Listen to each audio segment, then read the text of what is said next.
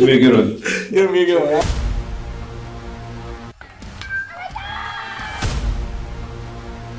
Definitely a different type of process. Cut down or freeze up. Being a coach's son. Jackson, of course, they keep retooling. One stolen base, a hit by pitch. Oh my goodness.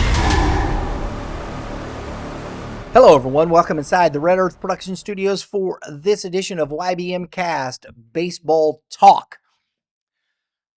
Powered by Game 7 Baseball, game7baseball.com. We will be at the 42 Classic, one of my favorites, the 42 Classic, honoring Jackie Robinson. Love that. We'll be in Edwardsville this weekend. Make sure you stop by the studio. We have our Saturday at the ballpark. We'll be setting up, got our trivia, got our interviews, got the highlights. Sunday, we'll be live streaming the 14U championship rounds, 2 semifinals, a championship game. In Edwardsville at Plummer Family Park, isn't that what it's called? Yeah. Had to get that right. There you go.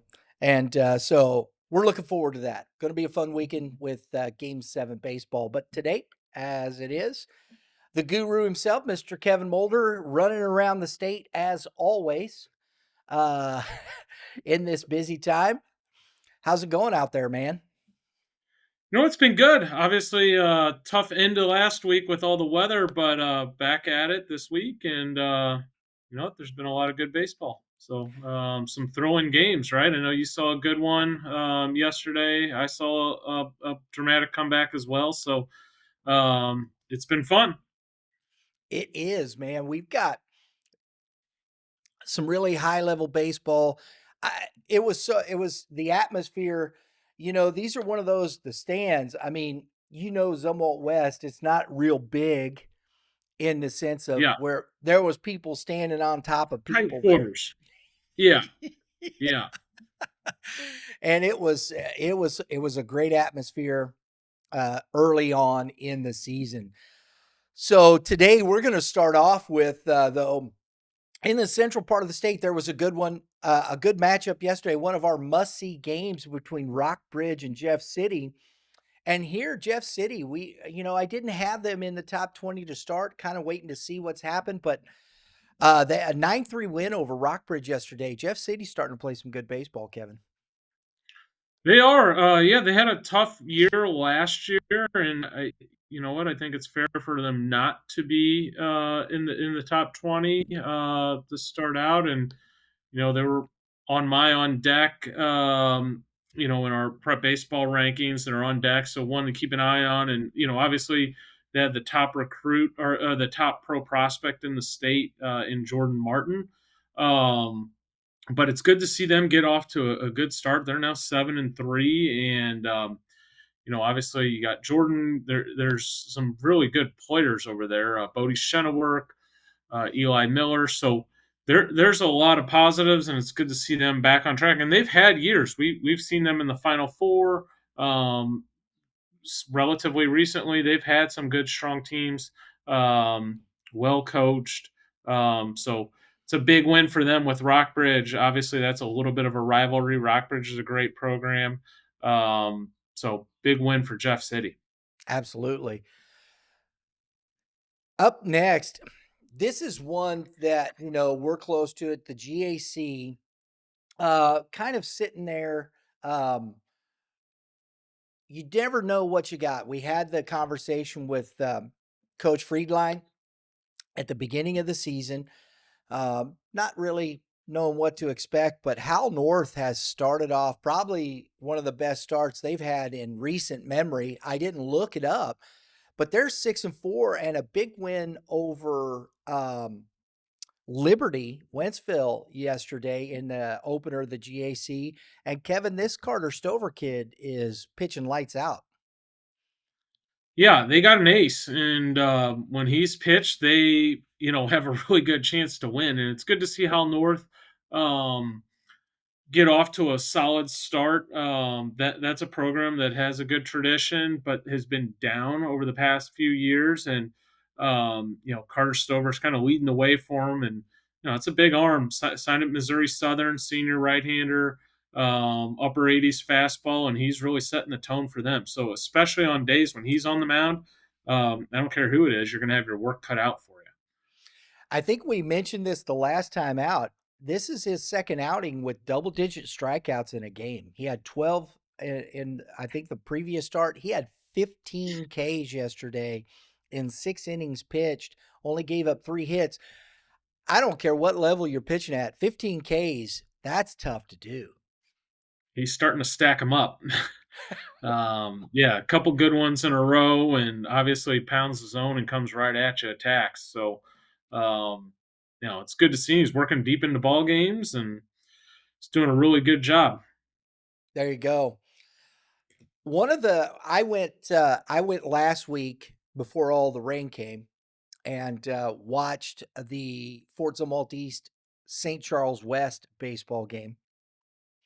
And East won in extra innings, coming back and winning that game. Or actually, St. Charles West was down, and I think it was the top of the 7th. Yeah, it was the top of the 7th.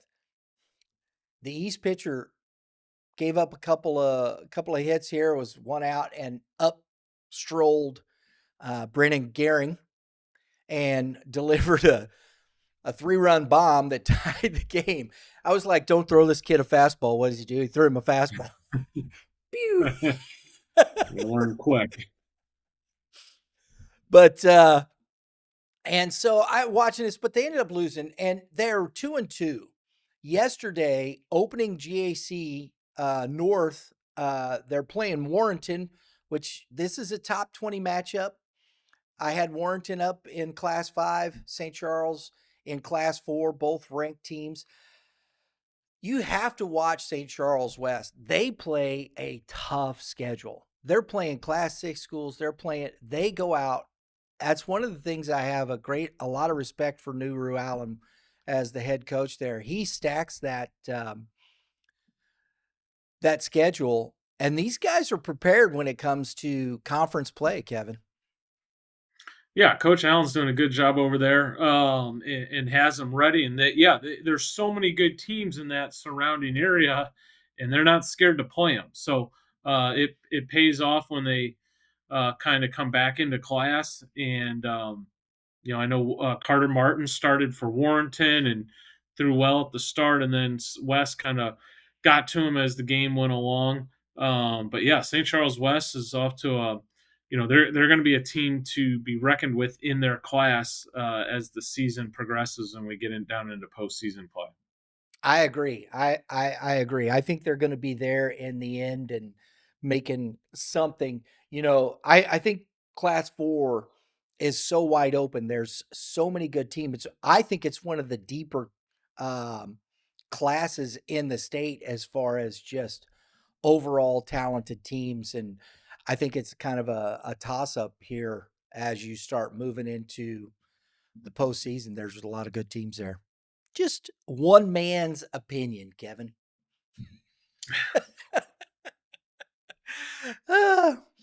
Next up, the game you were at yesterday. Why don't you take this, man? Over at Eureka and Lafayette, at Lafayette, for a really good matchup. Eureka's been playing really good baseball, and obviously Lafayette was, in the Class 6 finals last year, and also plays good baseball. And it was, it honestly got off to kind of a sloppy start. Eureka scored 4 in the first inning, all unearned. Got the short game going and had some bunts, and Lafayette, quite honestly, just didn't handle it very well. And Eureka capitalized and jumped them, got off to a 4-0 start, and it was, good pitching matchup. Landon Matthews was on the mound for Lafayette, and he got punched early, and they jumped him for 4, but he pitched into the 7th, and the pitch count hit. He threw 6 2/3 without giving up an earned run. So, a lot of times, especially at the high school level, you see a team jump someone, for him to keep his composure and to keep his team in the ball game and not melt down. And he threw up zeros from there on out, and gave Lafayette a chance. And um, to Lafayette's credit, they just kind of chipped away at it. Eureka had some great relief work in this game. Ben Lackey came out of the bullpen through 4 innings, and also didn't give up an unearned run, or didn't give up an earned run, I should say. And again, Eureka's defense kind of bit them there in the 7th. They had a 3-run lead heading in the 7th inning, and kicked a couple balls on the infield, threw one away, and it was a pretty improbable comeback win. So it was 2 outs in the 7th inning, and 2 strikes on Jonah Nisovich, and it was a very borderline call, I will say. The pitch before the double, Nisovich hit a line drive down the right field line that fell in, cleared the bases, tied the game. The Carson Ludhauser actually got thrown out of the game on that play for probably a comment about the previous pitch. And then the next batter hit a ground ball, and shortstop kind of short armed one and short hopped the first baseman, got away, and the runner from third scored. So that was the walk-off win. Yeah, we see the video here. We played that for the folks, the Nosovich double there. And, that's tough. And keeping your composure, young sophomore behind the plate, got to keep your composure. That's a turning point in the game, and then you get a pitch that, you don't know how that affects your pitcher. That kind of disrupts the game there. Keep your composure. It's a lesson learned, right? It happened. I'm not bagging on the kid. It's just one of those things. It is, and it struck me. That's a rivalry game. Obviously, Eureka Lafayette. It kind of had a playoff type feel to it. Both teams were very into the game. It was a spirited ball game, for sure. So got caught up in the emotions, and you're right, especially as a catcher. You gotta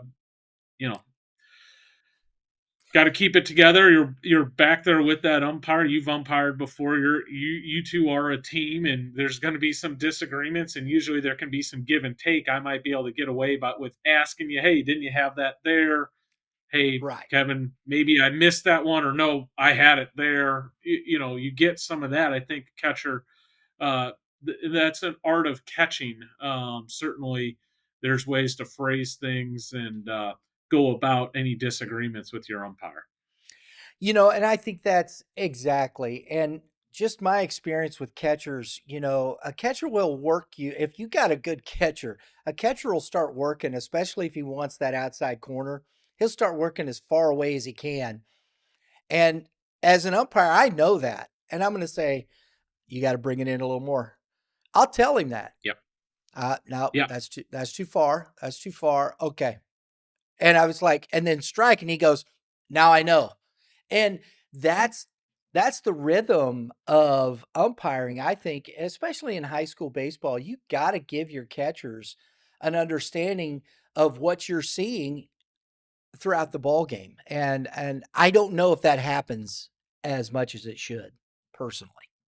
Well, yeah, and honestly, the strike zones do differ quite a bit. We've all been to the high school game where the home plate umpire is giving 5 inches off the plate, and that's not an exaggeration. No, it's not. And then you go to some games, and you get a guy that's maybe done some college ball, or just maybe has a true zone, and if it's off the plate, it ain't a strike. And so it is tough on the catchers and pitchers.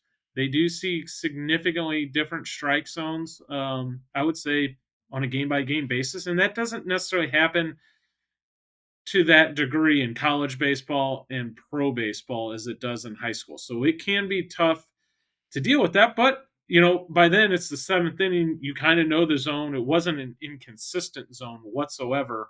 But it was very tight. I will say that. There you go. Tonight, though, so here we go. We had we're going to get to our GAC game of the week here in a minute, but tonight we got our St. Louis Suburban game of the week. We're going to be out at Lafayette for the rematch. So the spirit, the emotions are going to be high. We're going to be live streaming that. We got I believe, a 4:30 start at Lafayette, because I hope, that was tough for Eureka, the flooding and all that stuff.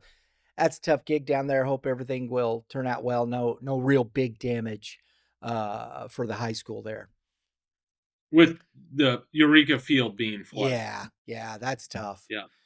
But they're down so low, Kevin. It's just it's low ground. It's unfortunate. They got a really nice field too. I like their setup. But they're going to be road warriors for the next I don't know how long. I think it'll be a couple weeks. Even when I know it crested yesterday.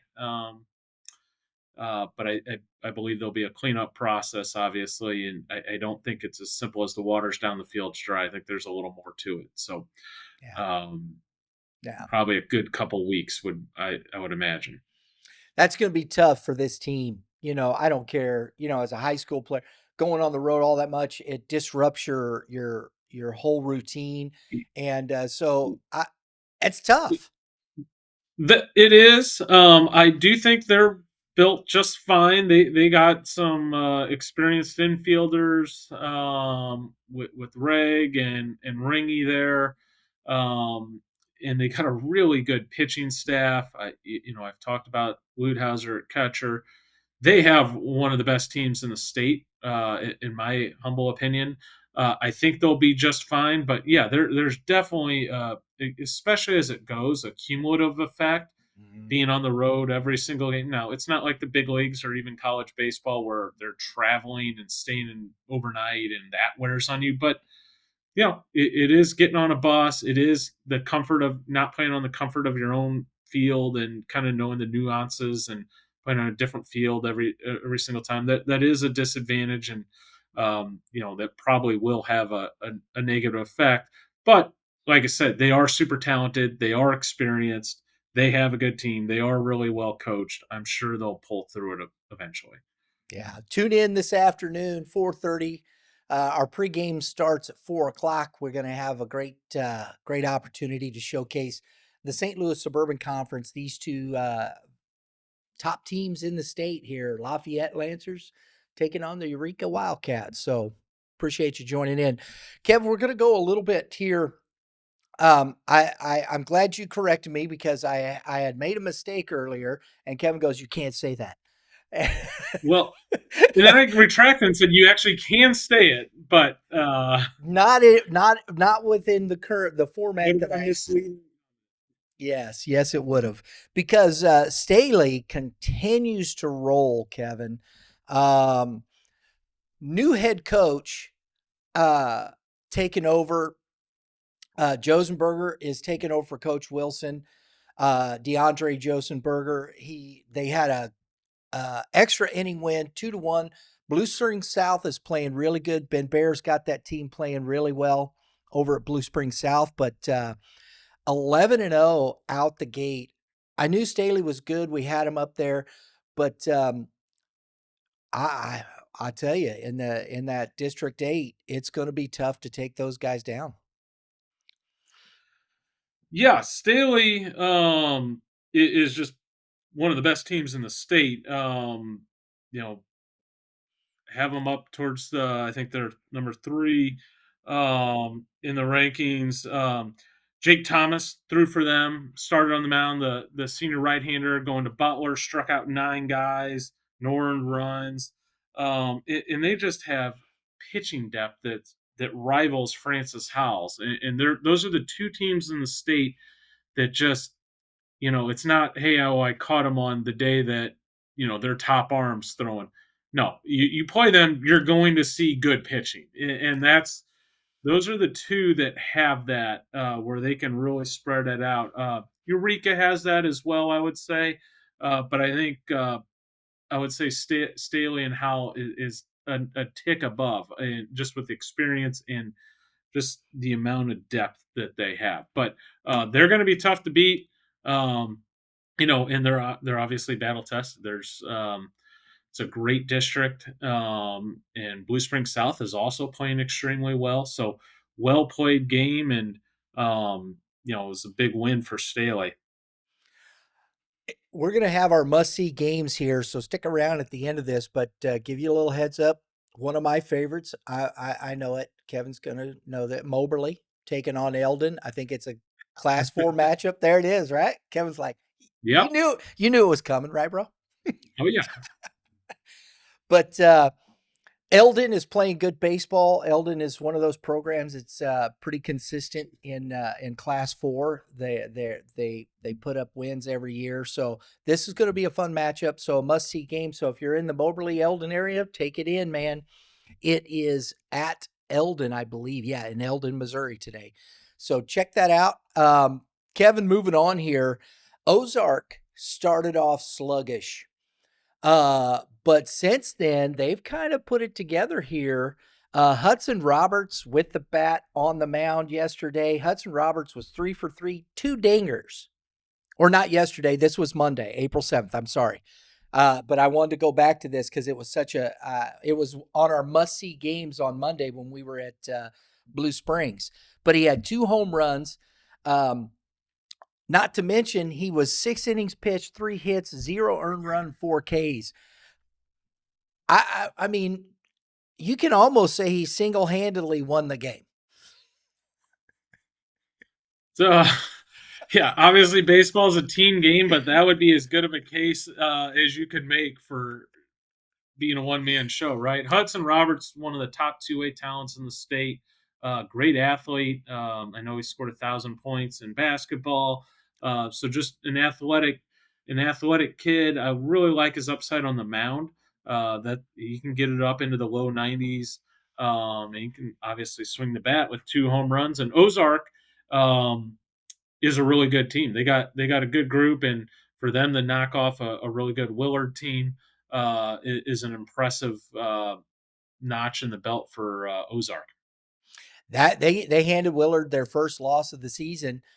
They were undefeated at that point. But yeah, I think that's a big win for Ozark. We'll see where it goes from here. I'm interested because, like I said, they got off. I was like, oh man, this is a horrible start. I was kind of looking at them, kind of seeing what they would do. Class 6 school. They're down in that tough area in Southwest Missouri. There's a lot of good baseball.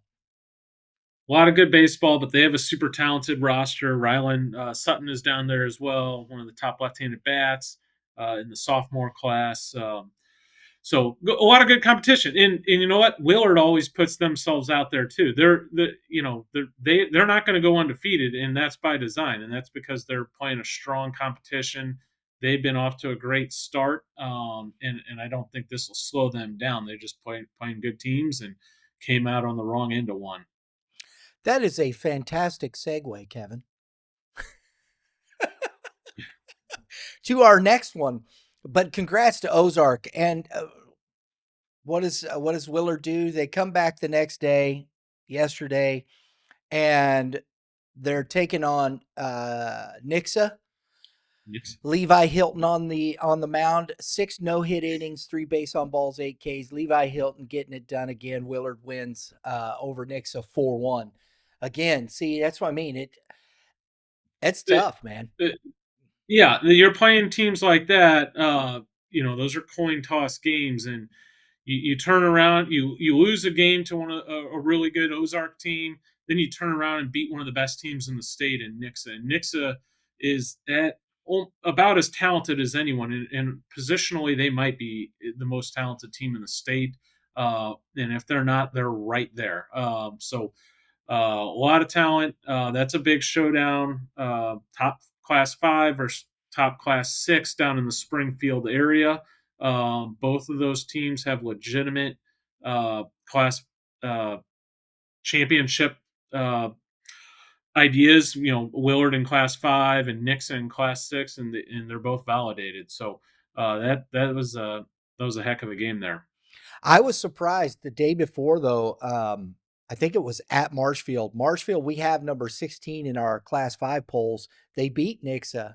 And, that's a big feat. I think Marshfield is a kind of a middle of the road. They're a good baseball team. They can beat you. So I didn't see yet who was pitching there. I didn't get a chance. I just saw it. I was like, oh my gosh, I got to throw this in. That's a big win for Marshfield in Class 5 school, beating Nixa on Monday. Huge. And Marshfield's always kind of a pretty solid program. They that's a known team. But yeah, Nixa hitting a couple bumps in the road this week. But most teams go through that throughout the course of the year. And like I said, there's plenty of talent there. I'm sure they'll have an opportunity to right the ship. Now they're heading into a monster week next week with the Columbia tournament, so they're going to be tested, and I'm looking forward to seeing that Nixa outfit next week. Absolutely. That Columbia tournament's always one of those you can really see and gauge a lot because you're going to see a lot of depth in pitching too as well, correct? Yeah, and it's a good time of the season too. Guys are they've been built up a little bit. We got some games under our belt. You're starting to, teams are starting to figure out their rosters, and there's starting to be some clarity, with the picture of high school baseball in Missouri about that time. Our GAC game of the week yesterday, if you didn't get to see it, you need to go watch this game. It was a fantastic game. It was well played. It was fun. The pitching was fantastic. We had Eli Skidmore on the mound going to slew Alex Wheeler on the mound for Fort Zumwalt West. And I'm trying to remember, I think it's Heartland Community College is where he's headed to. Good game. Howell just, they put a lot of pressure on you offensively. They got it. Drew, I believe we have that clip there from yesterday. They got in there. Matt Rouser, big hit. Go ahead and roll that tape, Kev, or Drew. Feisty blocking that pitch right now. Matt Rouser at the plate. Curveball hammered into right field. No, might as well. He's going to get closed. That's all right. He drops the ball. He dropped the ball. And Lovelady is safe. I like that aggressiveness. Absolutely. You got to send them. Yeah, send them. You already got And it. Francis Howell takes the lead. Wow. Here in the top of the 7th inning. Feisty dropped the ball on the tag. That was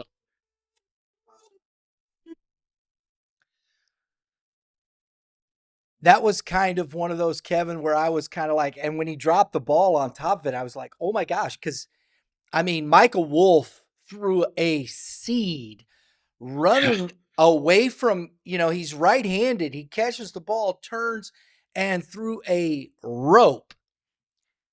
Yeah. Lovelady was out. It was a tie ball game, and boom. So it was kind of tough there. So, and you could see Feisty. I felt bad for Kyle. He's such a good kid. And, he kind of dropped his head there. And, it's just one of those things. It's baseball, right? It's baseball. That happens. And a big hit by Rouser and great throw by Wolf. Now, that game finished 5-3, correct? Correct. Yeah, they got another run. Yeah, so it didn't affect the final outcome. Obviously, you would have liked to play the final half frame down 1 as opposed to down 2, so it does kind of change the strategy. But yeah, anytime you get a play at the plate, if there's the big leagues, I'd expect that play to be made. It's certainly not that. There's a lot of things going on for the catcher there. He's kind of turning his head. He's receiving a throw down the right from the right field foul line area. You got a guy coming at you. That throw, if I saw the highlight correctly, was off a hop. There's there's a lot of pieces. That's not an easy play for a catcher. You're looking one way. You got to catch the ball, get the apply the tag down the opposite line there. So that's a tough play. I'm sure one he'd like to have back, and he gets another opportunity, probably makes it. But that's not as easy of a play as it looks like. No, it's not. Absolutely. Especially when you can't see the runner because you're focused on the baseball coming. So absolutely. And my big takeaway on that was clutch hit by Rouser. And regardless of whether that second run scores or not, Howell still took the lead. So I like much rather see a game get determined on someone doing something positive, and that would be my takeaway on it. Yeah. Is Rouser stepped up as opposed to anyone, Oh, yeah. It was a big hit, and it was just just following that, I think they'd gotten an out, and boom, that was a big hit for him. It was a pivotal, you just feel the momentum there. And so you're going to be out at Francis Howell tonight for the second half of that rivalry in the game of the week, right? Yes. So Looking forward to it. And yeah, there was some great matchups yesterday, and you don't ever want to miss a Howell and Zumwalt North matchup or Zumwalt West matchup. But then you also had a great rivalry with Eureka and Lafayette going. So split the difference there. So we've got the last one here. We had Joe Hartke, who is one of our youth baseball Midwest insiders. Appreciate with the press box. Got out to the Vianney game, had some interviews. We're going to get to those here in a minute. Vianney walked it off against Chaminade, staying undefeated, as we talked about a little bit earlier. It was really, we're going to have those videos for you here. Go ahead, Drew.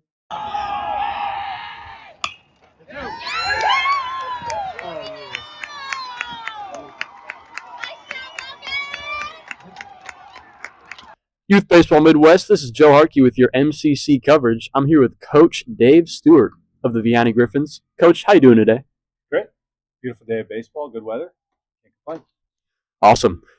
Close game against Chaminade, but you guys did come out on top in the end. How do you feel you guys performed today as a team? Well, this is MCC. I mean, this is one of the better, if not the best conferences in the state. It doesn't matter what the opponent is or who they are, what their record is. You're going to get their best pitcher. You're going to get their best effort. You're going to get their best defense and swings. It was a close game, but it was good for us.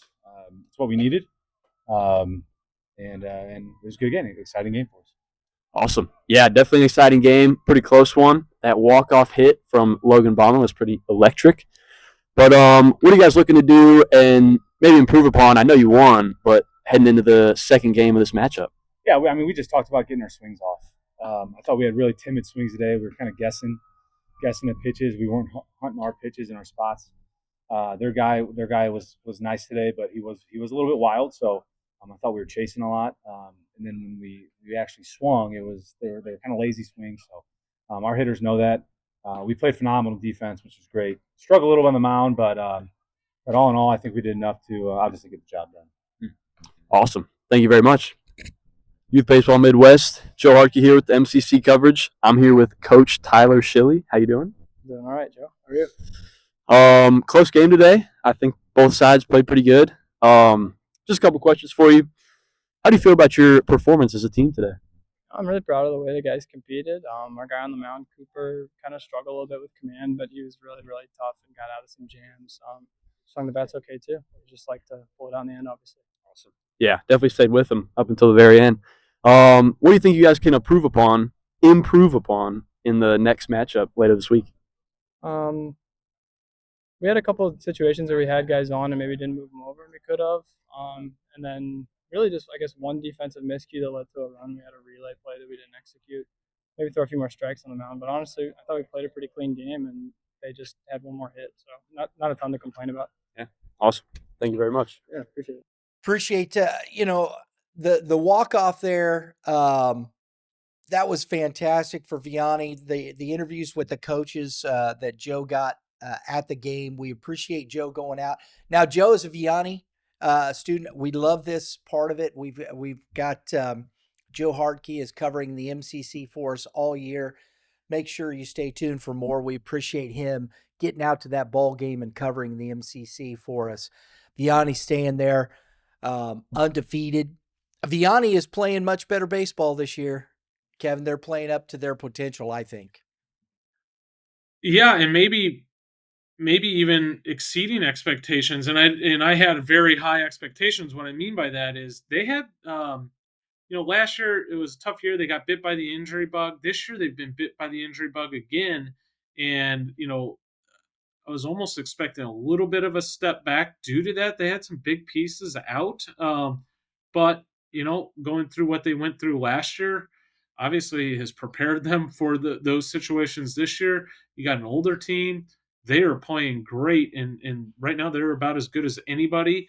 Obviously they're undefeated, and, they're now in Class 5. They are a heavyweight threat there for a Class 5 for sure. I think even regardless of class, you can call them one of the best teams in the state. They got a lot of pitching and talented and experienced lineup. So it's a big win for them yesterday over Chaminade. And I would like to point out, Brian, you were correct. They are the only undefeated Class 5 or 6 team with a win over Chaminade. Thank you, Kevin. I appreciate that, bro. But they are the only undefeated Class 5 team. And Nixa and Howell, or Staley and Howell, are both undefeated in Class 6. He was just being But kind. they do not own wins over Chaminade.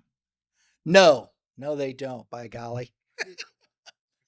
We're gonna finish up, Kevin. We got some really good must-see games around the state here. Starting off, Liberty is at Lee Summit West. I'm interested to see if Liberty or if Lee Summit West can bounce back after that. We saw them against Blue Springs bounce back after that loss. Liberty, Kirk Bragg has got that team playing very well. I think this is a great matchup. It is in West. They're were one of the preseason darlings. They got a lot of talent. Still have a lot of talent. Liberty is a really good program, really good team. So they will have their work cut out for them. But it will be interesting to see if Leeds can kind of find themselves kind of here in the, I think we can call this entering the middle part of the season, getting close to it at least. So see if they can kind of right the ship, because it's certainly not too late in the season for them to put together a good run. Absolutely. Got a cross-class matchup with two of the top teams there. Excelsior Springs, Class 4, visiting Smithville. Smithville is starting to come on in Class 5. Looking forward to that one. Excelsior Springs is kind of one of those teams. They've always been a really good program. They win a lot. So I want to see how Smithville has come up and played really good baseball. So I'm looking forward to that one. Here's another one on that other side, Kevin. I think two teams that are going in the right direction. Another Class 5-6 matchup. Platte County, who's playing really good baseball, taking on at Liberty North. Absolutely. Platte County is one of my favorite Class 5 teams. And then Liberty North, obviously, we know the story on them. Graduated a lot of guys from last year, but they are finding themselves and playing really good baseball right now, and also should be considered a threat in Class 6. Absolutely. Another cross-class matchup, because we're into conference play here in the St. Louis Suburban. You've got Summit Falcons they're playing good baseball. I think we'll see, because they're playing a tough schedule. But the surprise to me is Marquette. Marquette is out there winning some games that I didn't think they were going to win. Marquette has a really talented roster. I took them in earlier this spring. Saw them beat St. Dominic. And Summit has a good group. They haven't been winning the amount of games that maybe you thought they should have won at this point, but they've played a good schedule. Mm-hmm. There's a lot of talent on that team. Again, another program that's really well coached. And you challenge yourself a bunch. That's going to pay off in the long run. I would expect them to find themselves and start stacking some wins here before long. But it won't be easy versus Marquette, who's off to a nice start this season. Absolutely. Southwest, we just talked about Marshfield. They're playing at home against one of the better programs, still Class 5 for their size, but Springfield Catholic. I think that's going to be a nice Class 5 matchup. We're going to see two teams we have in our rankings facing off against each other. I think this is an interesting matchup, Kevin. Yeah, good southwestern part of the state matchup in Class 5, and Marshfield coming off a big win against Nixa. How do they handle the success versus a team that I know will be out for them in Springfield Catholic? Last one here, Camdenton. The Lakers are playing some good baseball. Moving into that new conference, they're in the Central Missouri Athletic Conference. It's a tough one there with Rockbridge and Jeff City and all those guys in there, along with Columbia Hickman. They've got the Cupies. They're visiting the Cupies. I think that's going to be an interesting matchup. Yeah, you know what? Two of the more unique nicknames in Missouri high school baseball. I love the Lakers. Obviously, that makes sense. Wake of the Ozarks, and then the Cupies. Maybe the most unique, high school mascot in the United States, and certainly, in Missouri. And if there's other candidates, maybe we can have a fun show one of these times where we could take 5 or 10 minutes and roll through these. But the QPs have to be on that list, and at least be willing to debate them as one of the more unique nicknames. But for my money, I'm putting them up. That's my pick, and then you come in and top that, and we can discuss or debate it. I think I'm going to have to search long and hard, Kevin. I don't know. I don't know who came up with that one, but, I guess. Oh, mercy.